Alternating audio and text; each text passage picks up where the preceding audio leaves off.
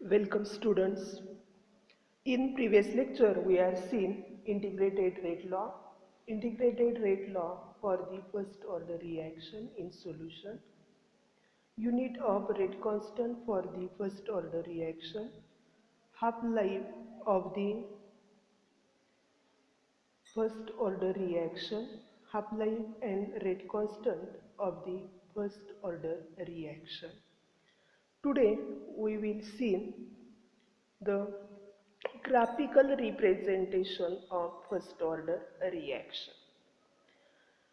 आता आपण first order reaction साठी असणारं इंटिग्रेटेड रेट लॉ इक्वेशन बघितलेलं आहे.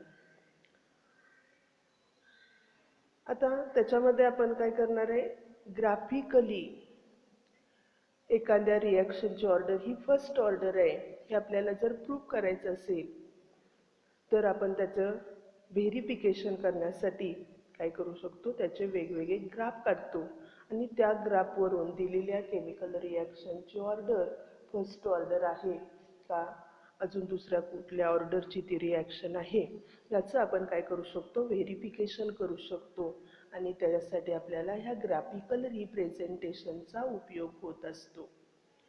आता फर्स्ट ऑर्डरसाठी आपण जे डिफरन्शियल रेट लॉचं इक्वेशन आहे हे आपण आधीच बघितलेलं आहे आणि मग त्यासाठी आपण फर्स्ट ऑर्डर रिॲक्शन बघणार आहे. रिॲक्शन असे ए गिव्स प्रोडक्ट आणि मग ह्या रिॲक्शनसाठी आपण काय देऊ शकतो, तर डिफरन्शियल रेट लॉ इक्वेशन देऊ शकतो आणि हे डिफरन्शियल रेट लॉ इक्वेशन आपण असं देतो, rate is equal to minus delta molar concentration of A divided by D T is equal to K into molar concentration of A असं आपण म्हणतो.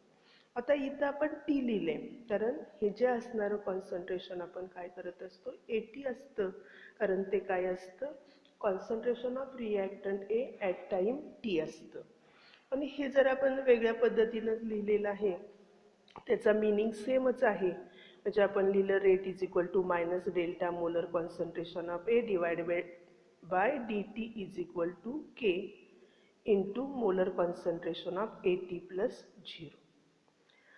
आता आपल्याला याच्यासाठी काय करायचं आहे, ग्राफ काढायचं आहे आणि जो आपण ग्राफ काढणार आहे तो ग्राफ कशाचा काढणार आहे, रेट वर्सेस कॉन्सन्ट्रेशन. तुमच्या पुस्तकात इनिशियल कॉन्सन्ट्रेशन असं झालेलं आहे, तिथं कॉन्सन्ट्रेशन पाहिजे.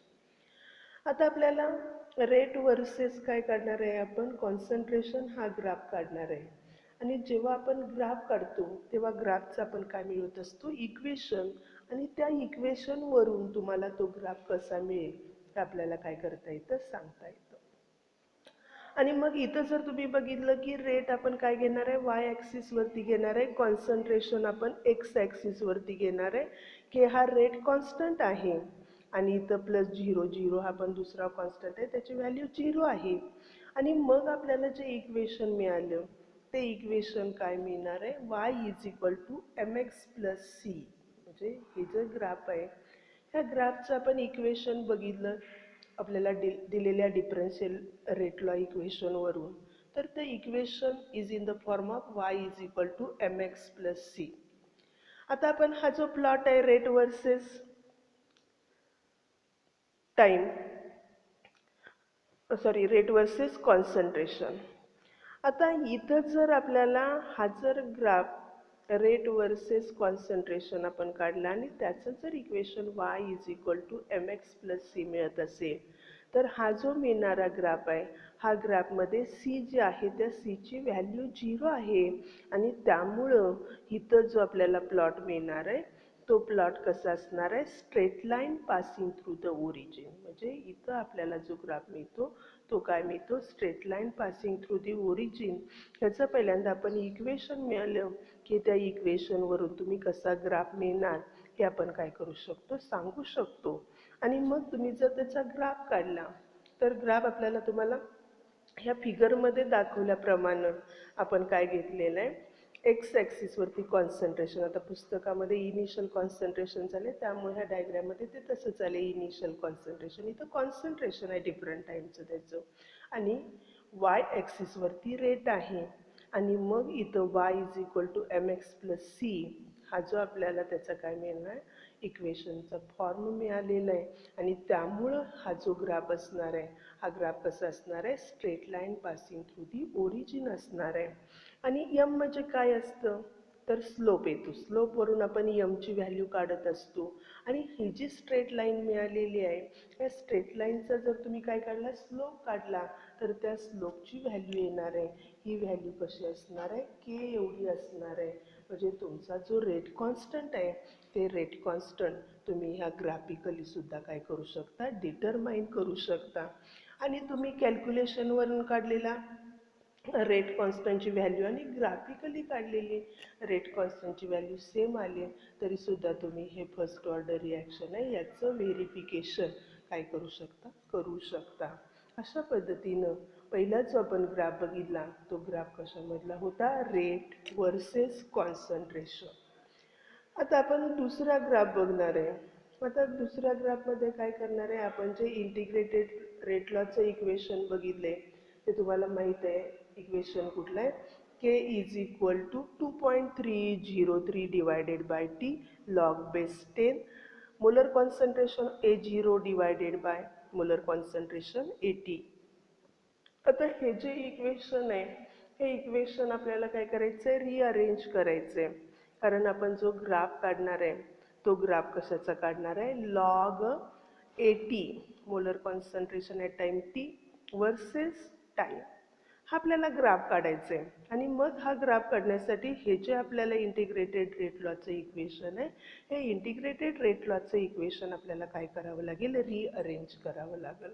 आणि मग आपण ऑन रिअरेंजिंग इक्वेशन आपण हे इक्वेशन रिअरेंज करतो. याच्यामध्ये काय आहे तर टी जो आहे इकडे डिवायडेड बाय आहे, इक्वल साईडच्या अपोजिट साईडला गेला तर तो काय होणार आहे, मल्टिप्लाइड होणार आहे.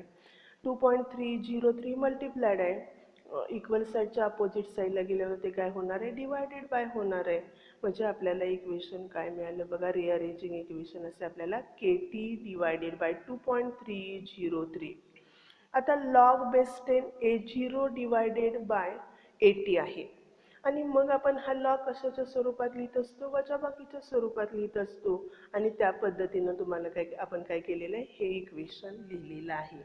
आणि त्यामुळे इक्वेशन आपल्याला असं मिळालं, K T divided by 2.303 is equal to log base 10 A0 minus log base 10 AT. आता ह्याच्यामध्ये आपण काय करणार आहे, आपल्याला जे वाय ॲक्सिसवरती आपण काय घेणार आहे, लॉग AT घेणार आहे. म्हणजे लॉग ATच्या स्वरूपात आपल्याला हे इक्वेशन काय करावं लागेल, रिअरेंज करावं लागेल. म्हणजे तुम्ही ह्या सगळ्याची काय करू शकता, साईन बदलू शकता. आणि मग साईन बदलली की काय होणार आहे, minus K T divided by 2.303 is equal to minus log base 10 A0 plus log base 10 AT. असं साईन बदलल्यानंतर झाल्यानंतर परत तुम्ही काय करणार आहे, पुढची स्टेप लिहू शकता. आपल्याला एका साईडला काय करायचं आहे, लॉग AT घ्यायचं आहे. लॉग बेस 10 AT आपण घेतला इज इक्वल टू, आता मायनस साईन आपण आलेली बघितली मायनस के टी, म्हणजे minus K T divided by 2.303. आता इथं लॉग बेस 10 A0ला मायनस साईन आहे, ते काय झालं पलीकडच्या साईडला आपण घेतलं, इक्वल साईडच्या आपण काय करतो अपोजिट बाजूला नेते, म्हणजे त्याची साईन परत प्लस झाली, प्लस लॉग बेस 10 A0. अशा पद्धतीनं आपण हे जे इक्वेशन आहे हे इक्वेशन रिअरेंज केलं. ज्या पद्धतीनं आपण ग्राफ काढणार आहे, ग्राफ आपण लॉग बेस 10 AT वर्सेस आपण टाईम हा ग्राफ काढतोय. आणि त्यामुळं आपण काय केलं, हे जे इक्वेशन आहे हे इक्वेशन त्या फॉर्ममध्ये आपण रिअरेंज करून घेतलं. आता हे इक्वेशन रिअरेंज करून घेतल्यानंतर आपण त्याच्या खाली तुम्ही जर बघितलं लॉग ATच्या खाली आपण वाय घेतले, कारण हे आपण कुठल्या ॲक्सिसवरती घेणार आहे, ग्राफच्या वाय ॲक्सिसवरती घेणार आहे. जे टाईम आहे ते टाईम आपण एक्स ॲक्सिसवरती घेतोय. मायनस के डिवायडेड बाय 2.303 हे काय आहे, कॉन्स्टंट आहे, त्यासाठी आपण यम वापरले. आणि लॉग बेस 10 A0 हा एक दुसरा कॉन्स्टंट आहे इनिशियल कॉन्सन्ट्रेशनचा लॉग, आणि त्यासाठी आपण सी वापरलेला आहे. आणि मग आपण बघितलं हे जो इक्वेशन आहे ह्या इक्वेशनचा जर तुम्ही फॉर्म बघितला तर परत इक्वेशनचा फॉर्म आपल्याला काय येतो तर y is equal to mx plus C येतो. आता इथं इक्वेशनचा फॉर्म्युला काय आहे, y is equal to M X plus C. म्हणजे परत असणारं हे जे इक्वेशन आहे, हे इक्वेशनमध्ये आपल्याला काय मिळणार आहे, स्ट्रेट लाईन मिळणार आहे. परंतु इथं स्ट्रेट लाईन मिळत असेल तरी सुद्धा जर तुम्ही बघितलं की इथं सी ची व्हॅल्यू आहे, ती सी ची व्हॅल्यू काय आहे, 0 नाही, ती समथिंग, म्हणजे काहीतरी व्हॅल्यू असणार आहे. इनिशियल कॉन्सन्ट्रेशन त्या रिॲक्टंटचं काहीतरी असणार आहे, ती व्हॅल्यू 0 असणार नाही. आणि त्यामुळं आपण बघितलं y is equal to M X plus C, सीची काहीतरी व्हॅल्यू आहे. आणि जरी इथं आपल्याला हा ग्राफ स्ट्रेट लाईन मिळत असला तरी ते काय असतो, straight line intercept on the Y axis. म्हणजे इथं जो आपल्याला मिळणारा जो ग्राफ आहे तो ग्राफ काय मिळतो, straight line intercept on the Y axis. आता ह्या ज्या फिगरमध्ये दाखवलेलं आहे त्या पद्धतीनं तुम्हाला काय मिळणार आहे, हा ग्राफ मिळणार आहे. तुमच्या पुस्तकामध्ये जरा वेगळा ग्राफ दिलेला आहे, तो तुम्हाला नाही बघायचा तर आपल्याला हा ग्राफ तिथं असला पाहिजे. आणि तो ग्राफ अशा पद्धतीनं असेल, लॉग बेस 10 80 हे कॉन्सन्ट्रेशन आहे वर्सेस आपण टाईम हा ग्राफ घेतला. आणि मग हा ग्राफ काय येतो, straight line intercept on the Y axis, Y ॲक्सिसवरती इंटरसेप्ट होणारा असा आपल्याला हा ग्राफ स्ट्रेट लाईनचा मिळत असतो. आता तुम्हाला ही जी स्ट्रेट लाईन मिळाली आहे त्या स्ट्रेट लाईनचा तुम्ही स्लोप घेतला, यम म्हणजे काय येणार आहे, स्लोप आपण त्यासाठी नोटेशन म्हणतो. आणि यमची व्हॅल्यू आपण काय करू शकतो, काढू शकतो. आणि ती यमची व्हॅल्यू काय आहे, स्लोप इज इक्वल टू असणार आहे. आणि त्यामुळं स्लोप इज इक्वल टू काय येणार आहे, minus K divided by 2.303. He value तुम्हाला काय मिळाली, स्लोपची मिळाली. त्याच्यावरून सुद्धा तुम्ही काय काढू शकता, रेट कॉन्स्टंट काढू शकता. रेट कॉन्स्टंट काय काढणार आहे, K is equal to minus 2.303 multiplied by slope. म्हणजे या स्लोपवरून सुद्धा ग्राफिकली सुद्धा तुम्ही रेट कॉन्स्टंटची व्हॅल्यू काढू शकता. जशी आपण पाठीमागच्या ग्राफमध्ये काढली तशीच ह्या ग्राफमध्ये सुद्धा तुम्ही काढणार आहे. आणि ती व्हॅल्यू काय येणार आहे, K is equal to minus 2.303 multiplied by slope. अशा पद्धतीनं तुम्ही काय काढू शकता, रेट कॉन्स्टंटची व्हॅल्यू काढू शकता. आणि जर तुम्हाला हा जो ग्राफ आहे ह्या ग्राफवरून log base 10 A0 initial concentration सुद्धा तुम्हाला काय करता येतं, काढता येतं. म्हणजे इथं लॉग जो इंटरसेप्ट झालेला आहे वाय ॲक्सिसवरती, तो इंटरसेप्ट जिथं झालेला आहे तिथं जी असणारी व्हॅल्यू आहे ती व्हॅल्यू कशाची असते, लॉग A0ची व्हॅल्यू असते. म्हणजे लॉग A0 सुद्धा तुम्ही ग्राफिकली त्याच्यावरून काय करू शकता, डिटरमाइन करू शकता. अशा पद्धतीनं हा आपण दुसरा ग्राफ बघितला. आणि जर असा तुम्हाला ग्राफ मिळाला तर तुम्ही असणारं रिॲक्शनची ऑर्डर ही काय आहे, फर्स्ट ऑर्डर आहे हे सांगू शकता. त्यानंतर आपण तिसरा पॉईंट या ग्राफचा बघणार आहे. त्यासाठी आपण जे पहिलं इक्वेशन इंटिग्रेटेड रेट लॉचं इक्वेशन आहे, K is equal to 2.303 divided by T log base 10 A0 divided by 80. हे जे इक्वेशन आहे हे इक्वेशन फक्त आपण काय केलेलं आहे, रिअरेंज केलेलं आहे. रिअरेंज केलेलं आहे म्हणजे ह्याच्यामध्ये आपण काय घेतलं आहे, जो लॉग आपल्याला ग्राफ कशाचा काढायचा आहे, log base 10 A0 divided by 80 versus time हा ग्राफ काढायचा आहे.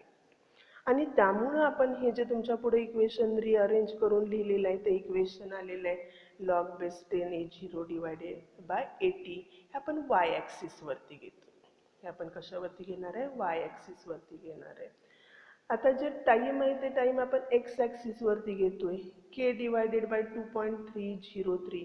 ही व्हॅल्यू कशी आहे, कॉन्स्टंट आहे, त्यासाठी आपण कॉन्स्टंट यम वापरतोय. आणि मग हा जो याचं ग्राफ आहे त्या ग्राफचं आपल्याला जे इक्वेशन मिळतं ते इक्वेशन काय मिळणार आहे, y is equal to M X मिळतं. आणि जेव्हा y is equal to M X हे इक्वेशन असतो तेव्हा जो मिळणारा ग्राफ आहे तो ग्राफ काय मिळणार आहे, स्ट्रेट लाईन मिळतो पासिंग थ्रू दी ओरिजिन. ओरिजिनमधून पास होणारी स्ट्रेट लाईन हा तुम्हाला काय मिळत असतो, त्याचा ग्राफ मिळत असतो. आणि मग अशा पद्धतीनं तुम्ही हे जे log A0 divided by 80 versus time हा straight line passing through origin हा ग्राफ मिळतो आणि त्याची जी असणारी जी फिगर आहे ती फिगर अशा पद्धतीनं असणार आहे की तुम्ही log A0 divided by 80 Y ॲक्सिसवरती घेतलेला आहे, टाईम तुम्ही एक्स ॲक्सिसवरती घेतलेला आहे आणि मग ह्याच्या व्हॅल्यू पुट आउट केल्या आणि त्या व्हॅल्यूमधून तुम्ही काय केलं, जोडल्या त्या व्हॅल्यू एकमेकाला, तर त्याच्यापासून तुम्हाला काय मिळते, स्ट्रेट लाईन मिळते. आणि मग ह्या स्ट्रेट लाईनवरून तुम्ही काय करू शकता, त्याचा स्लोप काढणार आहे तुम्ही. स्लोप इज इक्वल टू काय येणार आहे, के डिवायडेड बाय 2.303 येणार आहे. इथं असणाऱ्या स्लोपची जी व्हॅल्यू आहे ती स्लोपची व्हॅल्यू काय येते, 2 के डिवायडेड बाय 2.303 आणि त्याच्यावरून तुम्ही रेट कॉन्स्टंट काढू शकता.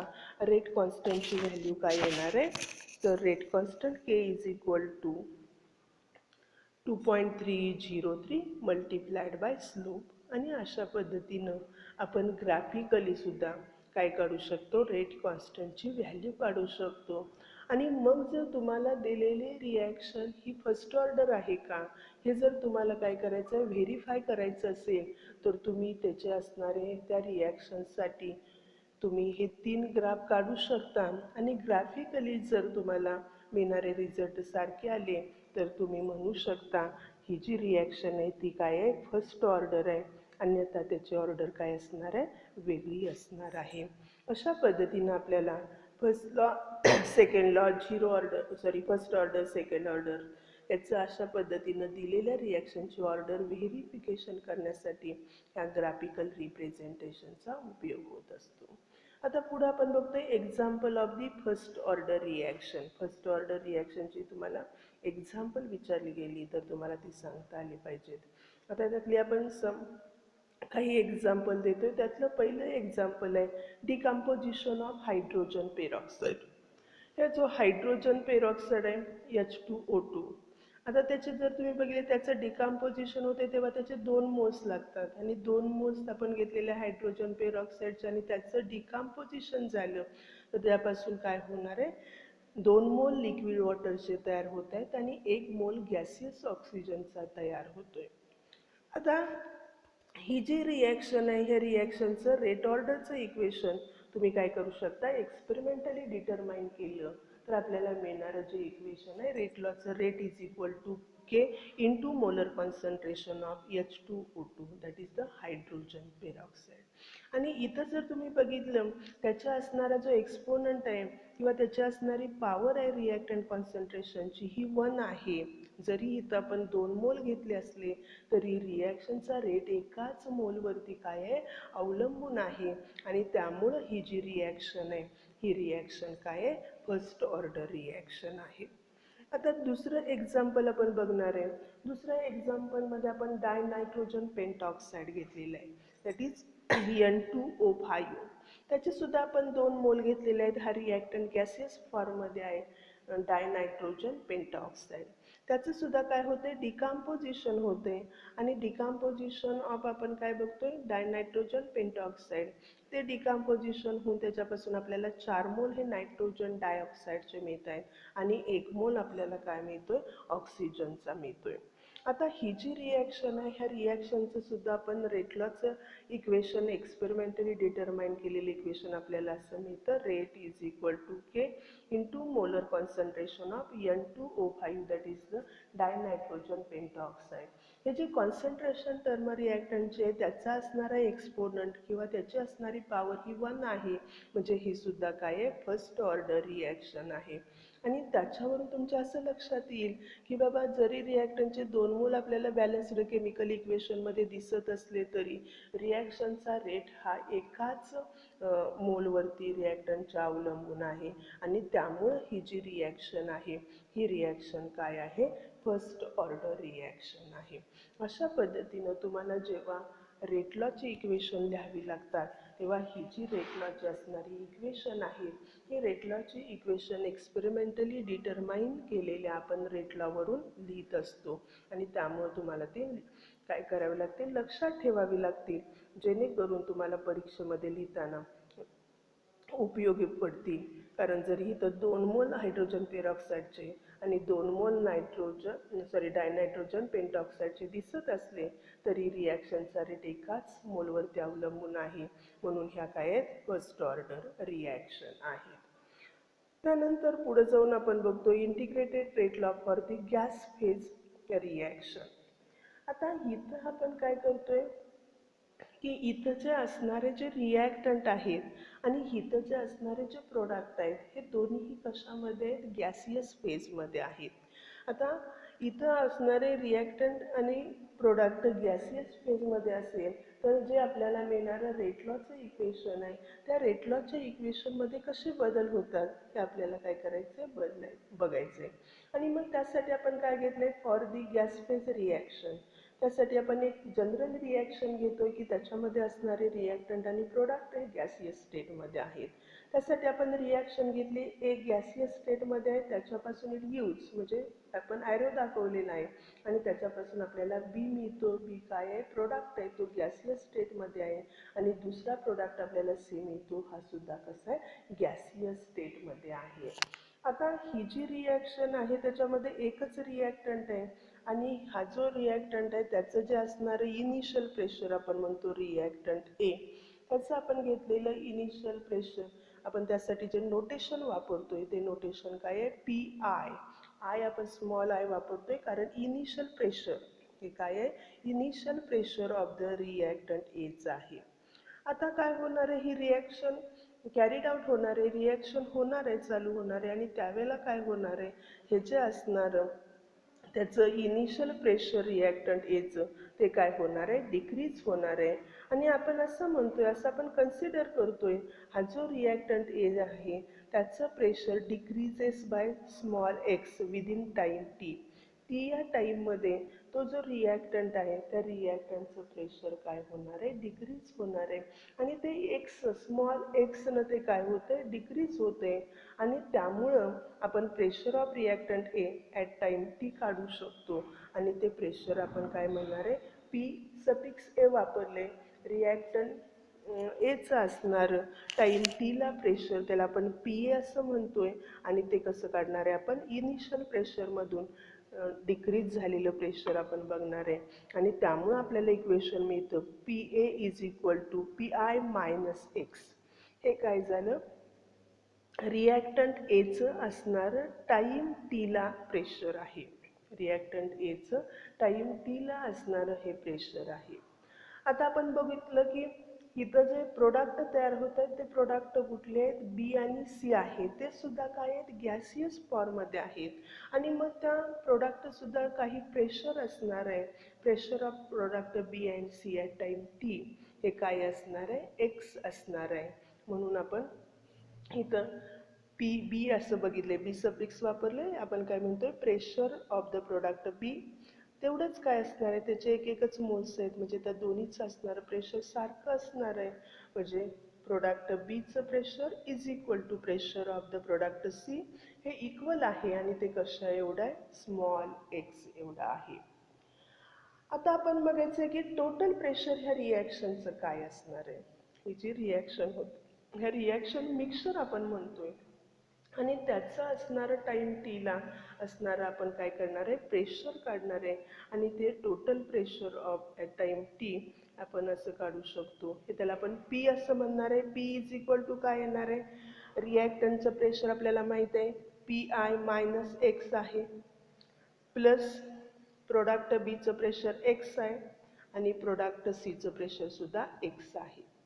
आणि मग इथं आपण बघितलं की काय होणार आहे, आपलं पी इज इक्वल टू काय येणार आहे, P I minus x plus x. आता इथं एक एक्स प्लस आहे, दोन काय आहेत, एक मायनस एक्स आहे आणि दोन प्लस आहे. त्या दोन प्लस एक्समधून एक मायनस एक्स आपण वजा केलं तर आपल्याला प्लस एक्स मिळणार आहे. म्हणजे हे जे रिॲक्शन मिक्सचर आहे त्या रिॲक्शन मिक्सचरचं असणारं जे टोटल प्रेशर आहे ते टोटल प्रेशर काय येणार आहे, पी येणार आहे. म्हणजे पी इज इक्वल टू काय येणार आहे, पी आय प्लस एक्स येणार आहे. Total pressure of the reaction mixture at time T हे काय येणार आहे, तर त्याची व्हॅल्यू जी असणार आहे ती व्हॅल्यू असणार आहे P is equal to P I plus X. आणि मग ह्याच्यावरून तुम्ही काय काढू शकता, एक्सची व्हॅल्यू काढू शकता. एक्स इज इक्वल टू काय येणार आहे, जे रिॲक्शन मिक्सरचं असणारं total pressure P minus P I, equation number 2 आपण म्हणतो ह्याला. आणि याच्यावरून तुम्हाला काय करता येईल, जो प्रोडक्ट बी आहे आणि प्रोडक्ट सी आहे याचं असणारं जे प्रेशर आहे ते प्रेशर तुम्हाला काय करता येईल, काढता येईल. आता पुढे जाऊन आपण बघितलं, the pressure of A at time t is obtained by substituting in equation 2 into equation 1. आता आपण जे बघितलेलं इक्वेशन x ची किंमत काढली, ही इक्वेशन 2 मध्ये जी x ची किंमत काढलेली ते आपण काय केली, त्याच्यामध्ये 1 मध्ये ठेवली तर आपल्याला जे मिळणारं इक्वेशन आहे ते इक्वेशन कसं मिळणार आहे आपल्याला, तर इथं pressure of reactant A at time T आपल्याला मिळणार आहे. आणि मग ते इक्वेशन आपल्याला अशा पद्धतीनं तुम्ही लिहू शकता, P A is equal to P I minus, आता ब्रॅकेटमध्ये आपण एक्सची किंमत लिहिली, पी मायनस पी आय, ही एक्सची किंमत आहे, ती आपण एक्सची किंमत त्याच्यामध्ये घातली आणि हे जे इक्वेशन आहे हे इक्वेशन आपण सोडवलं. तर आपल्याला काय आलं, P I minus P, minus minus plus झालं, परत पी आय झालं. आणि त्यामुळं असणारं जे इक्वेशन आहे हे इक्वेशन काय मिळालं आपल्याला, पी आय दोन आहेत म्हणजे 2 PI आलं आणि मायनस पी. अशा पद्धतीनं हे जे प्रेशर आहे ते प्रेशर कशाचं आहे, तर प्रेशर ऑफ ए आहे ॲट टाईम टी. जेव्हा रिॲक्शनचा टाईम टी आहे तेव्हा असणारं रिॲक्टंट एचं जे प्रेशर आहे ते प्रेशर काय येणार आहे, पी ए येणार आहे. आणि मग हे पी ए आहे, त्या पी एची जी व्हॅल्यू आहे ती व्हॅल्यू काय आपली आली आहे, 2 PI मायनस पी. आणि मग हे जे आपण इंटिग्रेटेड रेट लॉचं इक्वेशन बघितलेलं आहे, त्या इंटिग्रेटेड रेट लॉचं इक्वेशन काय आहे, K is equal to 2.303 divided by T log base 10 A0 divided by 80. आणि मग याच्यामध्ये तुम्ही काय करू शकता, ह्या ज्या व्हॅल्यू आहेत प्रेशर,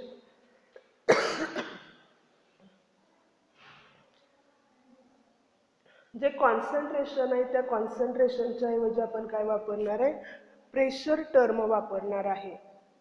आणि मग जे प्रेशर आहे ते प्रेशर आपण ह्या इंटिग्रेटेड रेट लॉच्या इक्वेशनमध्ये घातलं तर आपल्याला मिळणारं जे इक्वेशन आहे म्हणजे काय होणार आहे, इथं A0 जे आहे that is the initial concentration of reactant A, आपल्याला माहीत आहे. त्याच्याऐवजी आपण काय घेतले, कॉन्सन्ट्रेशनच्या ऐवजी प्रेशर घेतलेलं आहे रिॲक्टंटचं, आणि ते रिॲक्टंटचं असणारं प्रेशर काय आहे, पी आय आहे.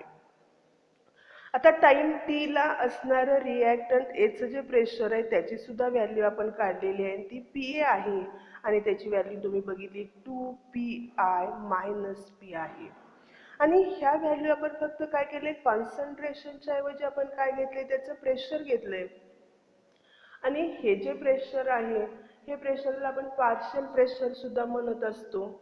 आणि हे जे प्रेशर आहे ते आपण कशाच्या, कॉन्सन्ट्रेशनच्या ऐवजी घेतोय.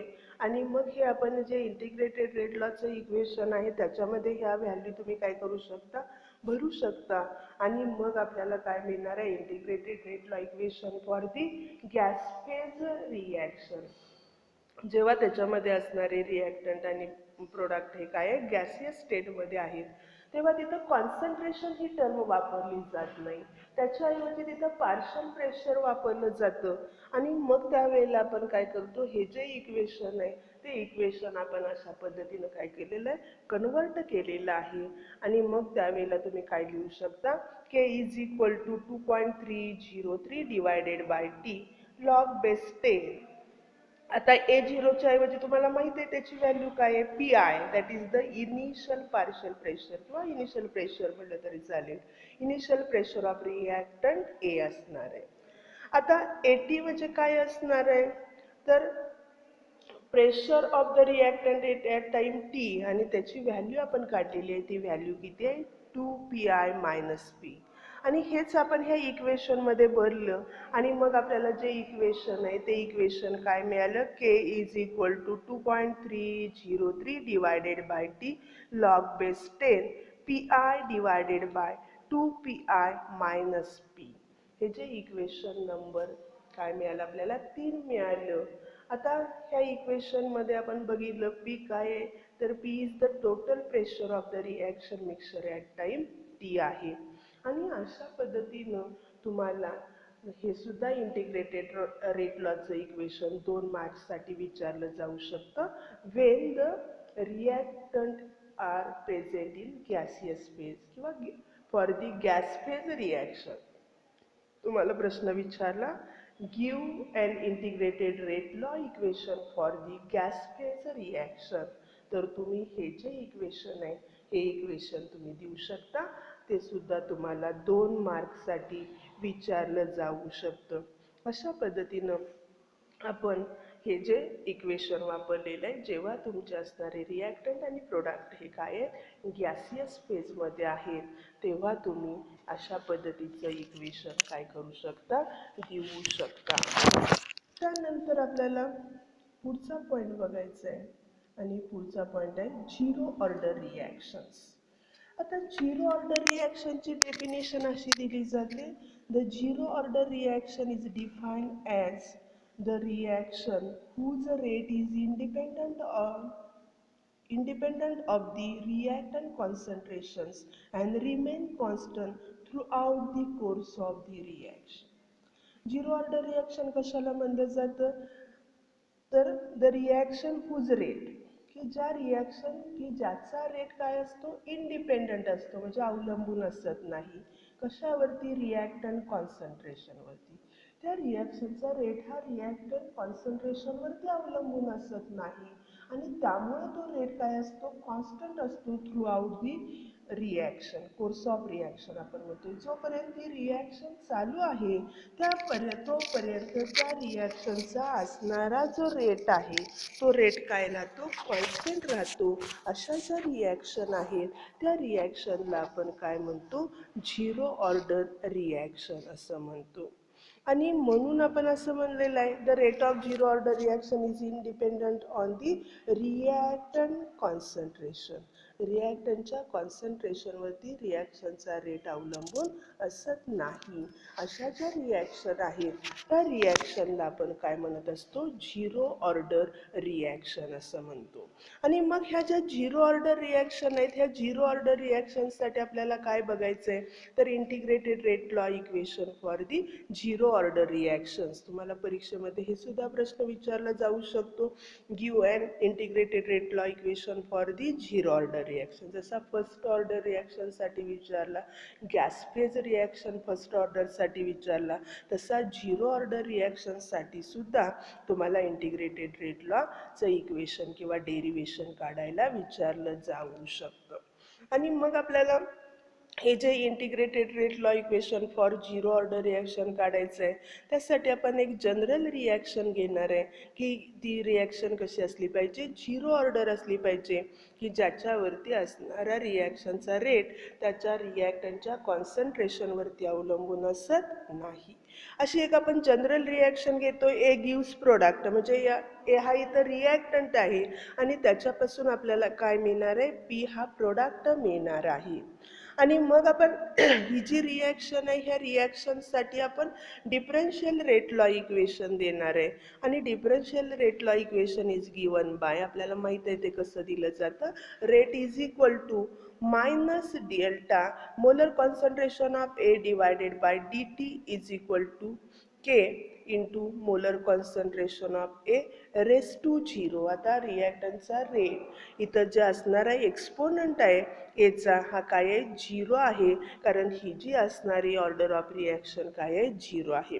तर तुमच्या पुस्तकामध्ये हे देत असताना रेट लॉचं इक्वेशन किंवा डिफरन्शियल रेट लॉचं इक्वेशन तिथं त्यांनी काय दिले rate is equal to minus delta molar concentration of A divided by molar concentration of A झालेलं आहे.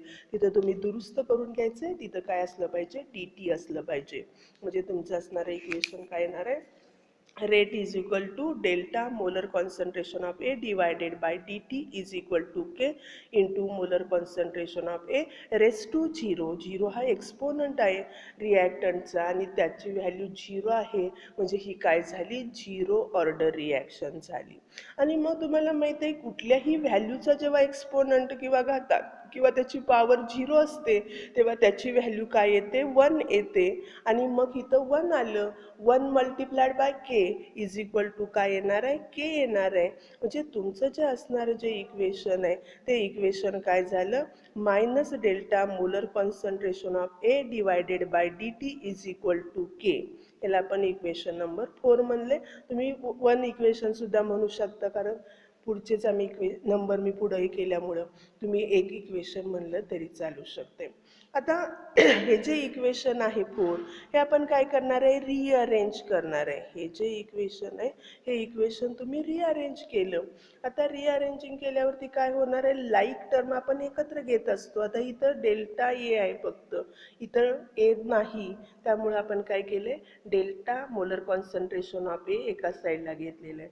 त्याचं असणारं मायनस साईन आपण काय केलं इक्वल साईडच्या विरुद्ध बाजूला अपोजिट साईडला आपण काय केलेलं आहे घेतलेलं आहे म्हणजे मायनस काय झालं के डी डेल्टा टी सुद्धा आपण काय केलेलं आहे दुसऱ्या बाजूला घेतलेलं आहे अपोजिट साईडला इक्वल साईडच्या आणि असं रिअरेंज करून आपल्याला जे इक्वेशन आपण घेतलेलं आहे किंवा मिळवलेलं आहे ते आहे delta molar concentration of A is equal to minus K delta T. आता हे जे इक्वेशन आपल्याला मिळालेलं आहे याचं आपल्याला हे डिफरन्शियल रेट लॉ इक्वेशन आहे आणि त्याचं आपल्याला काय करायचं आहे इंटिग्रेशन करायचं आहे आणि आपण त्याचं जे इंटिग्रेशन करणार आहे हे इंटिग्रेशन आपण काय करणार आहे बिटवीन द लिमिट्स करणार आहे आणि मग हे लिमिट्स करण्यामध्ये त्यासाठी आपण इनिशियल काय करणार आहे लिमिट वापरणार आहे आणि फायनल लिमिट वापरणार आहे. आता A is equal to A0 A हा काय आहे molar concentration A is equal to A0 असणार आहे at time T is equal to 0 म्हणजे टाईम टीला जे असणारं एचे जे मोलर कॉन्सन्ट्रेशन आहे ते A0 आहे आणि T is equal to T टाईमला एचं असणारं जे मोलर कॉन्सन्ट्रेशन आहे ते काय आहे 80 आहे आणि ह्या दोन लिमिटमध्ये म्हणजे फायनल लिमिट आपण याचं बघितलं तर A0 आणि अप्पर लिमिट 80 असणार आहे आणि टाईमचं टी इज इक्वल टू 0 आणि time is equal to T हे फायनल लिमिट असणार आहे. ह्यामध्ये आपण काय करणार आहे हे जे इक्वेशन आहे ज्या इक्वेशनचं आपण काय करणार आहे इंटिग्रेशन करणार आहे म्हणून आपण इथं इंटिग्रेशन साईन दाखवलं. आपण लोअर लिमिट त्याचं A0 घेतलेलं आहे अप्पर लिमिट 80 घेतलेलं आहे delta molar concentration of A is equal to minus आपण साईन एक स्टेप वाढवू शकतो इंटिग्रेशन ऑफ काय येणार आहे त्याचं लिमिट 0 आणि अप्पर लिमिट टी येणार आहे के डी टी डेल्टा टी असं लिहू शकतो. परंतु आपल्याला माहिती आहे के हा काय रेट कॉन्स्टंट आहे आणि मग तो इथं आपण काय केलेलं आहे इंटिग्रेशन साईडच्या बाहेरच्या बाजूला काढलेलं आहे आणि त्यामुळे इथं काय आलेलं आहे मायनस के इंटिग्रेशन लिमिट आहे 0 आणि टी आणि डी टीचं आपण काय करणार आहे डेल्टा टीचं आपण इंटिग्रेशन करणार आहे. जेव्हा आपण हे इंटिग्रेशन करतो तेव्हा काय येतं upper limit minus lower limit येणार आहे आणि त्यामुळे आपली पुढची स्टेप अशी होणार आहे that is the molar concentration 80 minus molar concentration A0 is equal to minus K D टीचं काय होणार आहे इंटिग्रेशन केलं तर टी त्याची व्हॅल्यू येणार आहे -0 म्हणजे आपण टी म्हणतो आणि मग आपल्याला इक्वेशन मिळालं molar concentration of 80 minus A0 is equal to minus K T. हे आपण जे इक्वेशन मिळालेलं आहे ह्या इक्वेशनमध्ये आपण ज्या साईन आहेत त्या साईन आपण काय करू शकतो चेंज करू शकतो. आपण के टी प्लस करायचं असेल तर आपल्याला काय मिळणार आहे K T is equal to आता -80 होणार आहे प्लस A0 होणार आहे म्हणून आपण प्लस सुरुवातीला घेतलं म्हणजे आपण काय केलं molar concentration A0 minus molar concentration 80 equation number 5. हे जे इक्वेशन मिळालेलं आहे ह्या इक्वेशनला आपण म्हणतो integrated rate law equation for the 0 order reaction. हे 0 ऑर्डरसाठी मिळालेलं काय आहे इंटिग्रेटेड रेट लॉ इक्वेशन आहे K T is equal to molar concentration A0 minus molar concentration 80. हे जे इक्वेशन आहे हे इक्वेशन तुम्ही केच्या स्वरूपात सुद्धा लिहू शकता आणि म्हणजे हे इक्वेशन तुम्ही असंही लिहू शकता K is equal to molar concentration A0 minus molar concentration 80 divided by T असं सुद्धा तुम्ही म्हणू शकता आणि केच्या स्वरूपात रेट कॉन्स्टंटच्या स्वरूपात सुद्धा तुम्ही काय करू शकता हे integrated rate law equation for the 0 order reaction तुम्ही काय करू शकता, लिहू शकता. त्यानंतर आपल्याला पुढचा पॉईंट बघायचा आहे, unit of rate constant of the zero order reactions. तुम्हाला पाठीमागच्या वेळेला सांगितलं, रेट कॉन्स्टंटचं जे युनिट आहे ते रेट कॉन्स्टंटचं युनिट जशी रिॲक्शनची ऑर्डर बदलली तसे रेट कॉन्स्टंटचं युनिटसुद्धा काय होत असतं, बदलत असतं. आणि मग आपल्याला आपण रेट कॉन्स्टंटचं इथं काय घेतले ते मी तुम्हाला आत्ताच सांगितलं, तेच इक्वेशन घेतले, K is equal to molar concentration A0 minus molar concentration AT divided by T. आणि मग याच्यावरून आपण काय करणार आहे, युनिट काढणार आहे. Unit of K is equal to काय येणार आहे, unit of the concentration divided by unit of the time. आणि म्हणून त्यामुळे आपल्याला युनिट काय दिलेलं आहे बघा, मोल्स.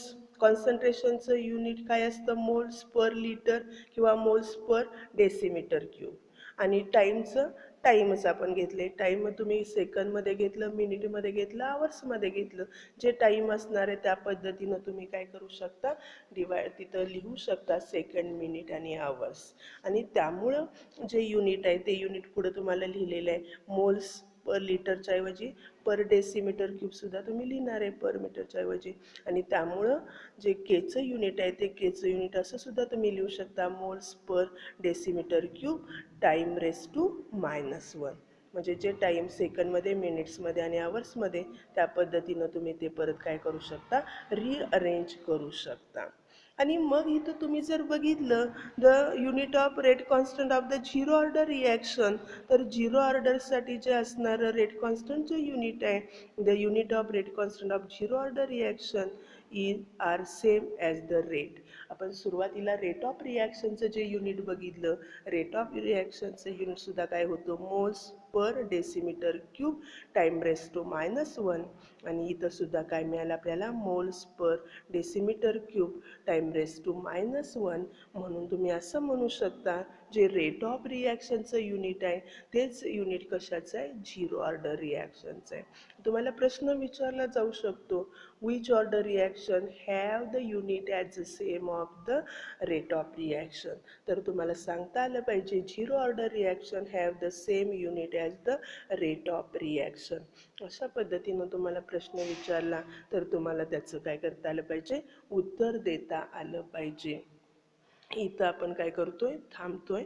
थँक्यू.